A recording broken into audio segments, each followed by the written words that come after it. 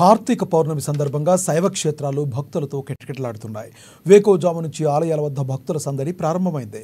ఓం నమఃశివాయ పంచాక్షరి మంత్రం ఆలయంలో ప్రతిధ్వనించింది. పండితుల సమక్షంలో ప్రత్యేక పూజా కార్యక్రమాలు అత్యంత వైభవంగా జరిగాయి. చాలామంది భక్తులు ఉపవాస దీక్షతో పూజా కార్యక్రమాల్లో పాల్గొన్నారు. తూర్పుగోదావరి జిల్లా రాజానగరం నియోజకవర్గంలో శివాలయాలు భక్తులతో నిండిపోయాయి. కార్తీక పౌర్ణమి కారణంగా ఆలయాలకు విశేష సంఖ్యలో భక్తులు రావడం జరిగింది.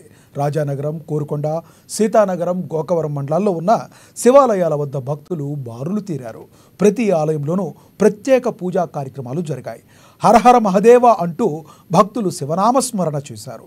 ప్రత్యేక పూజలు పూర్తయిన తరువాత సాలగ్రామ పూజా కార్యక్రమాలు, కార్తీక దీపదాన కార్యక్రమాలు నిర్వహించారు.